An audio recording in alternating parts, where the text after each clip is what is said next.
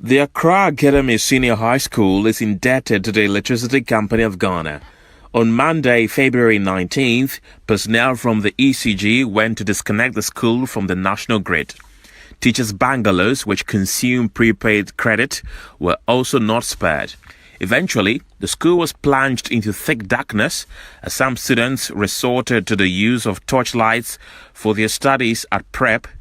But even that, not everyone had the opportunity to study because they do not have torchlights.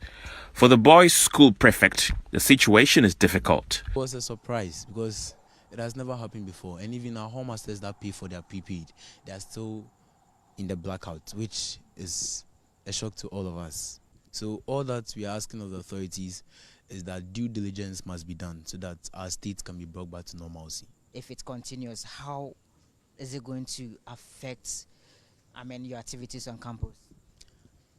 It will go a long way to affect us because basically everything we do here requires electricity, from our ironing to even our assembly times and everything. So the absence of electricity will affect us big time. The school authorities were furious. The students were at prep, and prep, there were no lights. So if students have been given assignments and things that they need to do and submit the following day, what will happen to it? They can't submit them because there was no light for them to work. He maintained that bills incurred by the school are paid by the Ghana Education Service. Hence, ECG should recourse to GES for clearance of all outstanding bills.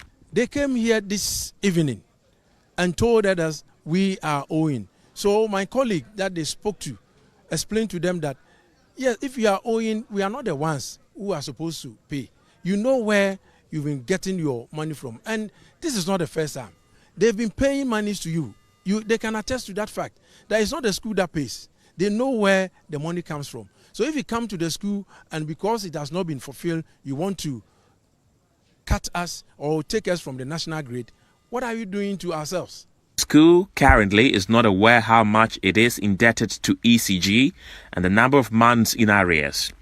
Accra Academy owns a generator that provides alternative power, but access to fuel presents another layer of a tough challenge to the school.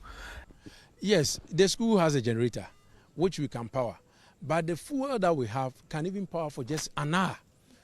And before you came, we put it on, but because you don't have enough fuel, it went off as well. So at management meeting, I'm sure all these things will come out and we'll see how best we can resolve them.